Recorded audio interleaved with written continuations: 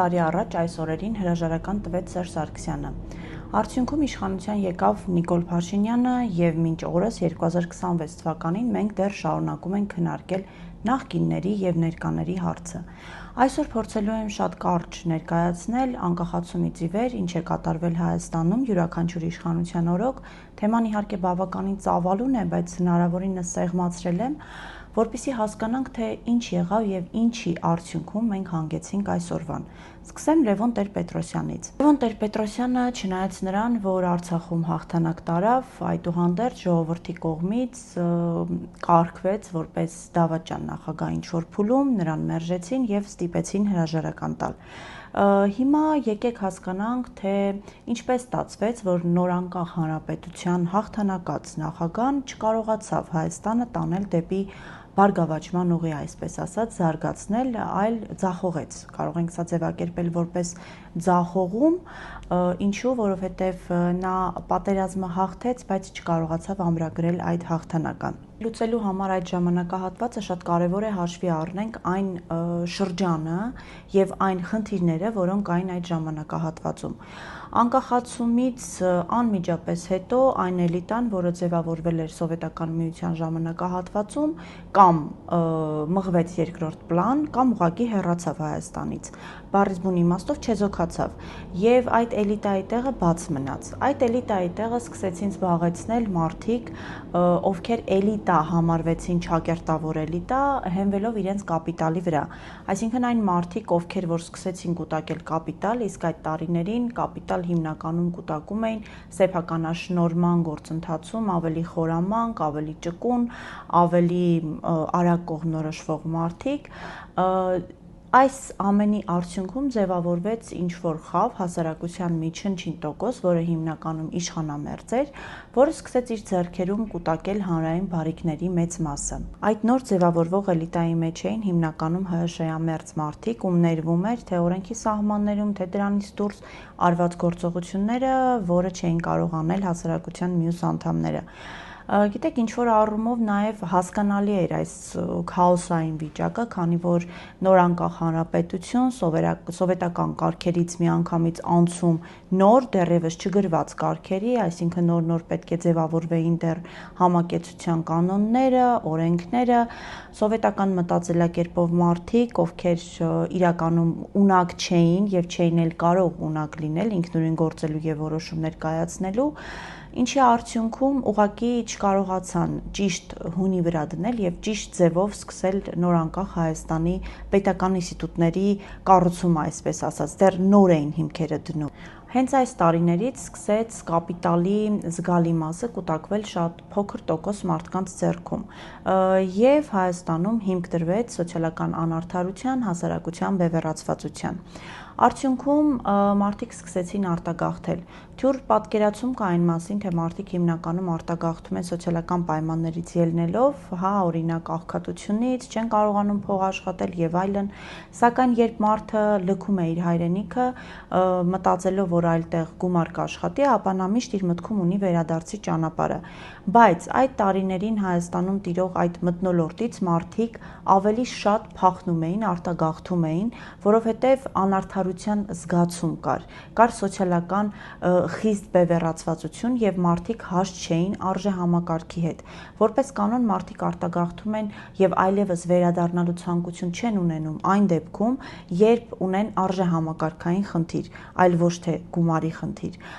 Սա պետք է տարանջատենք, որպեսզի ճիշտ կարողանանք հասկանանք իրավիճակները և դրանց արդյունքում առաջացած հետևանքները։ Հիմա հասկանանք, արդյոք կարող էր Լևոն Տեր-Պետրոսյանը հաջողել, այսպես ասած, հաշվի առնելով այդ հանգամանքները ավելի լավ կառավարել, օրինակ։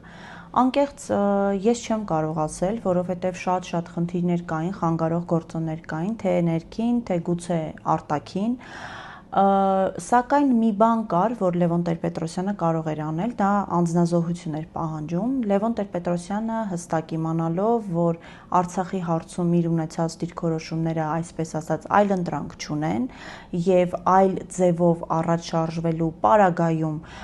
մենք աղետալի հետևանքներ ենք ունենալու, ինչը պատմությունը ցույց տվեց, որ այդպես էր, նա պետք է կարողանար իր ընտրած ուղին, իր որոշումը մինչև վերջ առաջ տանել։ Սակայն Լևոն Տեր-Պետրոսյանը իր մի շարք առավելությունների հետ միասին, որոնք ունի, չեն կարող դա հերքել, ունի մի լուրջ թերություն, մինչև վերջ չգնալ իր որոշումների հետևից, հա, կիսատ թողնել, այսպես ասած, բայց մյուս կողմից էլ մենք չենք կարող անձնուրացություն պահանջել առաջնորդից, ղեկավարից, չիմանալով, թե օրինակ, եթե նույն Լևոն Տեր-Պետրոսյանը հրաժարական չտար այդ փուլում եւ աներ այն ինչ որ ինքն էր գտնում, որ ճիշտ է, ինչ կարող էր լինել իր անձի մասով։ Սակայն երբ մարդը ստանձնում է ղեկավար պաշտոն, ի սկզբանե պետք է գիտակցի, որ իր որոշումները այո կարող են ցավոտ լինել թե իր համար, կարող են չընդունվել, չընկալվել հասարակության մոտ, հետևաբար շատ կարևոր է հասարակության մոտ այնպիսի վստահության առաջացումը, որ յուրաքանչյուր որոշում, որը նույնիսկ այդ պահին հասարակությունը չի հասկանում, չի խորանում եւ իրականում պարտավոր չի,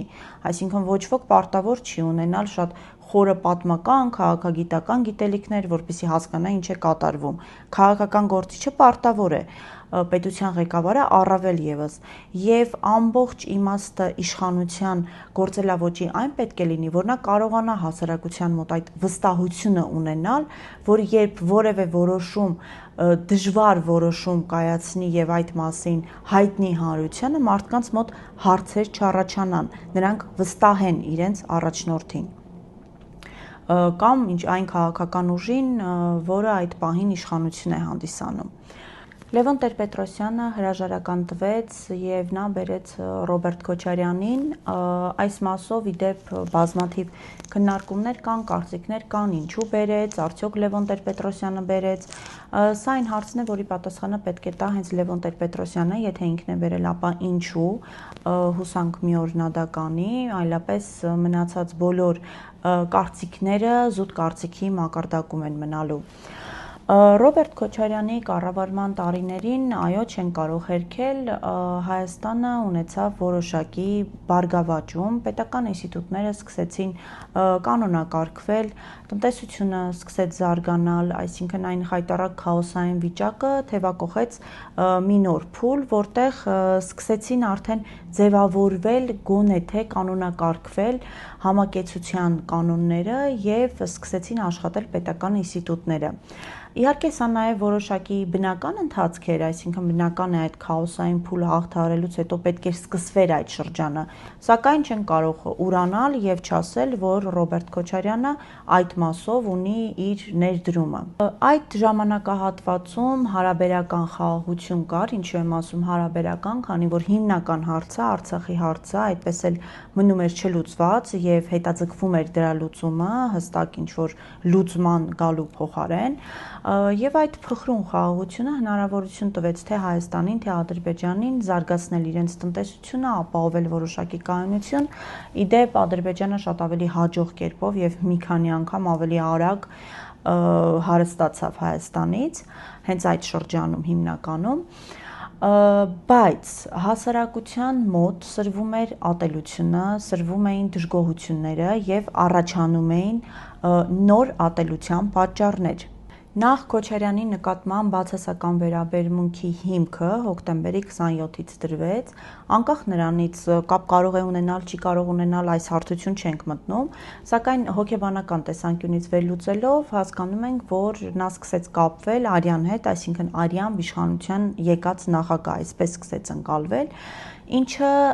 հենց սկզբից բացասական վերաբերմունք ձևավորեց Քոչարյանի նկատմամբ։ Այնուհետև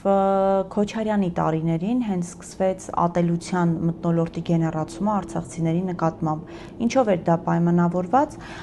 Նախ երբ Քոչարյանը ստանձնեց երկրի ղեկավարումը, բազմաթիվ արցախցիներ սկսեցին ներգրավել պետական կառավարման ապարատում, բիզնես էլիտայի շրջանակներում եւ Հայաստանի բնակչության շրջանում առաջանում էին հարցեր։ Ինչու, եթե մենք այդքան զրկանքների գնով ազատագրեցինք Արցախը եւ փաստացի ստեղծեցինք արցախահայերի համար պայմաններ ապրելու, ինչու են նրանք թողնում իրենց այսպես ասած տունը եւ գալիս Հայաստան։ Հենց այս տարիներից այս դժգոհության, այսինքն հիմք տրվեց այդ ատելության սերմանմանը Հայաստանի եւ Արցախի հայերի միջև։ Բնականաբար այդ հիմքը շատ արագ օգտագործեցին բոլոր այն թշնամական ուժերը, ովքեր որ ցանկանում էին հայերի մեջ պառակտում մտցնել եւ շատ հաջող կերպով օգտագործվեցին։ Հենց այդ տարիներից սկսվեց թշնամական մթնոլորտի գեներացումը Արցախահայության նկատմամբ Հայաստանի հայության կողմից։ Մյուս խնդիրը Քոչարյանի մեթոդներն էին, նրա ուղղաձիգ կառավարման մեթոդը, որը ավելի շատ դիկտատորական էր եւ որևէ կապ չուներ ժողովրդավարության հետ, որպես այդպիսին ազատ մամուլ այդ տարիներին չկար, սոցիալական բևեռացվածությունը ել ավելի էր խորանում, հարուստները հարստանում էին, աղքատները աղքատանում էին, չնայած կար Քոչարյանի տարիներին որոշակի, այսպես ասած, թողտվության մթնոլորտ, երբ մարդկանց թույլատրված էր ինչ-որ ձևով գումար աշխատել, աչք էր փակվում, հիմնականում շատ օրենքների վրա, որպեսզի մարդիկ կարողանան որոշակի բարեկեցության պայմաններ ունենալ։ Բայց միևնույն է, այդ անարդարությունը, այդ ճնշված մթնոլորտը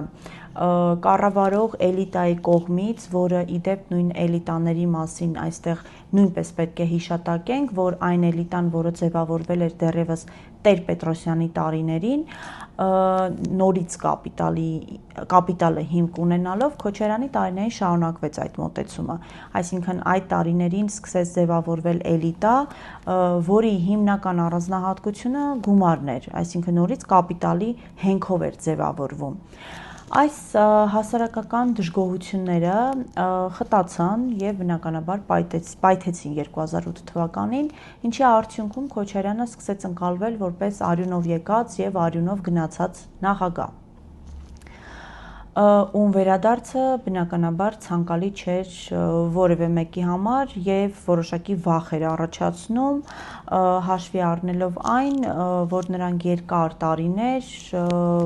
վախի մթնոլորտում էին ապրում, գուցե չկային էլ այդքան շատ պատճառներ, այստեղ ես կուզեմ մենք օբյեկտիվ լինենք, պարտադիր չէ, որպեսզի հասարակության բոլոր անդամները առնչվեն ինչ-որ անարդար երևույթների հետ, որպեսզի հասկանան, որ երկրում կա անարդարություն։ Պարտադիր չէ, որ բոլորին ծեծեն, բանտարկեն, սպանեն, որպեսզի մարդկանց մոտ այդ վախի մթնոլորտը առաջանա։ Մի քանի դեպքը բավարար է, որպեսզի մարդիկ զգան դա եւ այլևս չուզենան նման իշխանություն ունենալ։ Այդ բռնապետական մեթոդները որևէ պարագայում չի կարող արդարացված լինել երկրում, որը չունի բռնապետություն լինելու ռեսուրսներ։ Կան երկրներ, որոնք կարող են իրենց թույլ տալ, այսպես ասած, այդ չակերտավոր ճոխությունը, իշխանություններ, բայց Հայաստանի դեպքում բռնապետական մեթոդները ուղղակի չեն կարող աշխատել։ Հետևաբար Ռոբերտ Քոչարյանի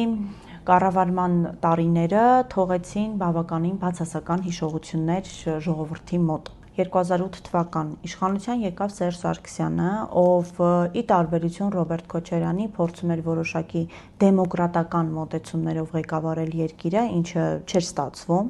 անհաջողության էր մատնվում եւ դրա համար կային բազմաթիվ պատճառներ։ Պատճառներից մեկը այն է, որ Սերժ Սարգսյանի իշխանությունը հենվում էր օլիգարխների թաղային հեղինակությունների վրա, ինչը բնականաբար չէր կարող թողնել, որպեսզի երկրում լինի ժողովրդավարական վիճակ։ Սերժ Սարգսյանը հիմնական շեշտադրումը կատարում էր արտաքին քաղաքականության վրա եւ ներքին քաղաքականությունը կարծես մղվում էր երկրորդ պլան եւ ի տարբերություն Ռոբերտ Քոչարյանի, ով ուղղաձիգ կառավարման մեթոդներ ընտրել, Սերժ Սարգսյանը կառավարում էր մակիավելյան մեթոդներով, այսինքն միշտ էլիտայի տարբեր ներկայացուցիչների, չակերտավոր էլիտայի եւ իշխանության տարբեր թևերի մեջ միշտ կային ինչ-որ անհաշտություններ, պառակտումներ, միմյանց նկատմամբ կոնֆլիկտային իրավիճակներ,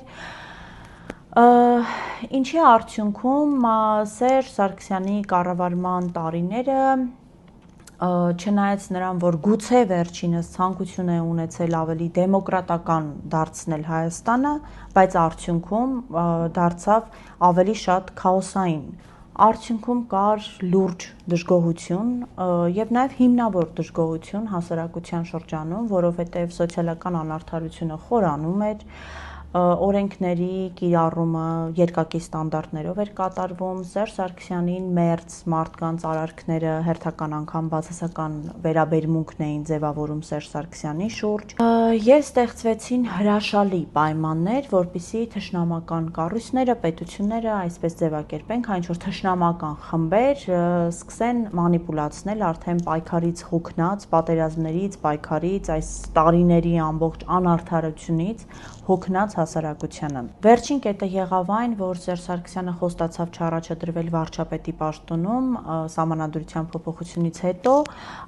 սակայն խախտեց իր խոստումը եւ առաջադրվեց։ Իդեպ այս մասով ես տեսա, որ Սերժ Սարգսյանը հայտարարություն է տարածել եւ մանրամասն ասել է, որ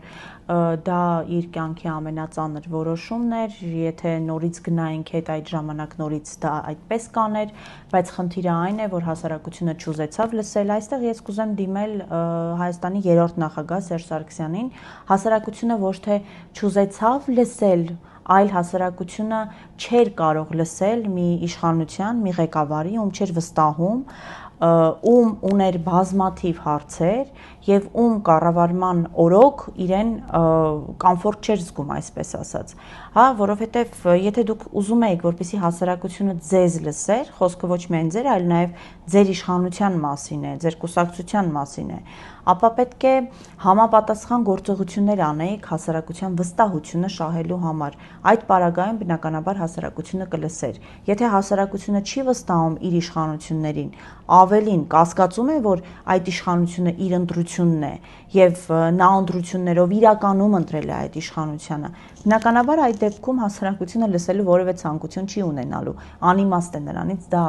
ակնկալել։ 2018 թվականին արդեն Սերժ Սարգսյանի եւ Ռոբերտ Քոչարյանի նկատմամբ կար այնպիսի դժգոհության մթնոլորտ, այնպիսի լարվածություն եւ ատելություն,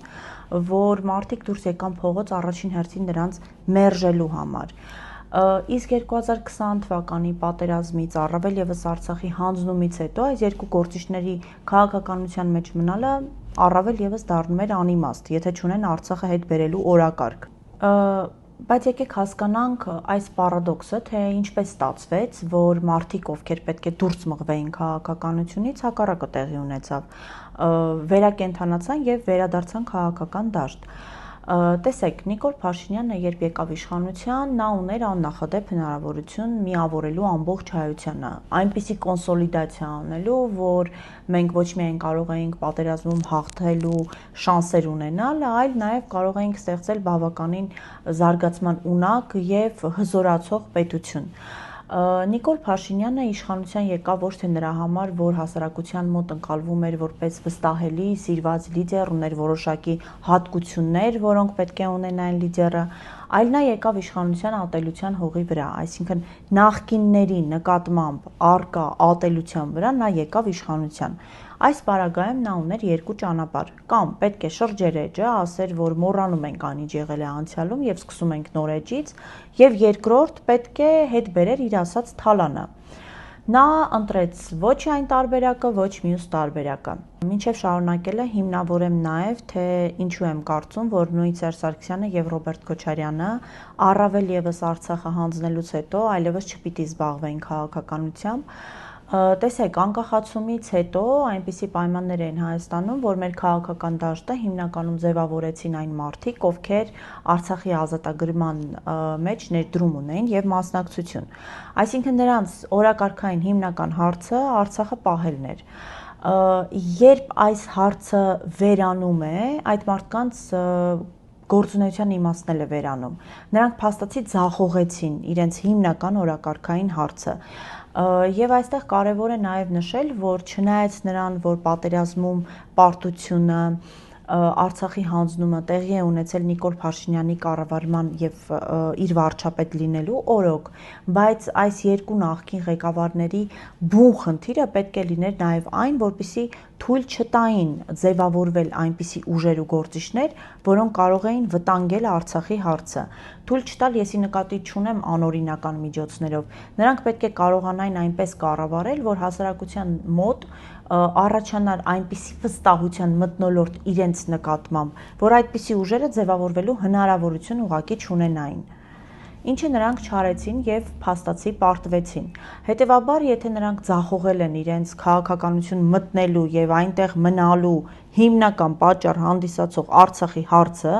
եւ եթե այսօր նրանք չեն առաջարկում Արցախը հետ բերելու օրակարգ, բացարձակ անիմաստ է դառնում նրանց քաղաքականության մեջ լինելը։ Հիմա վերադառնանք Նիկոլ Փաշինյանին եւ ինչու նա վերակենդանացրեց, այսինքն նախկիններին պատժելու օրակարգով եկավ իշխանության, բայց փաստացի վերակենդանացրեց նախկիններին եւ մինչեւ օրս պահում է։ Նիկոլ Փաշինյանի իշխանությունը, ինչպես նշեցի, հենվում էր հենց նախկինների նկատմամբ ատելության վրա։ Այսինքն նա շատ լավ հասկանում էր, որ եթե այդ նախկինները չեն լինում, չեն երևում, դաշտում չկան, ինչ որ մի օր մարդկանց այլևս դժվար է լինելու համոզել, որ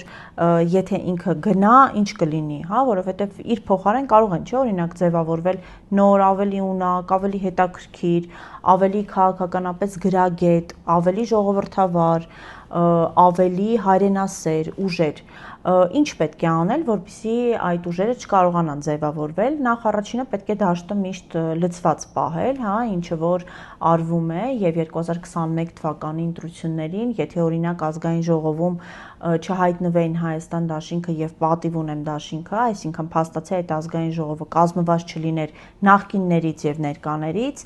ապա այսօր Նիկոլ Փաշինյանը վերարտադրվելու շատ ավելի քիչ շանսեր կունենար։ Բայց ամեն անգամ նույն նախկինները, երբ փողոց էին գեներացնում եւ հերթական անգամ ձախողվում էին, նրանք հերվացնում էին նաև այն մարդկանց, ովքեր համախմբվել էին, մերժելով իրենց, այսինքն չցանկանալով իրենց վերադարձը, բայց ուզելով Նիկոլ Փաշինյանի հեռացումը, համախմբվել էին իրենց շուրջ, ակնկալելով, որ գոնե ինչ-որ մի ձև նրանք կարողանան լուծել այդ հարցը, բայց ամեն անգամ պարտություն կրելով նրանք հիասթափեցրեցին նաև հասարակության այդ հատվածին։ Փաստացի այդ նախկին ուժերը ինչ որ պահից սկսեցին սպասարկել Նիկոլ Փաշինյանի օրակարգը, սկսեցին դառնալ Նիկոլ Փաշինյանի համար երազանքի ընդդիմություն, քանի որ յուրաքանչյուր պարագայում ազգային ժողովում յուրաքանչյուր հարց բարձրացնելիս Նիկոլ Փաշինյանը հանգիստ կարողանում է հղում անել նախկին թալանչիներին, կարողանում է օգտագործել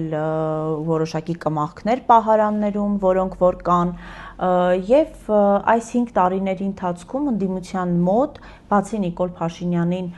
կոտրված, պարտված եւ որոշակի իմաստով վախեցած ղեկավարից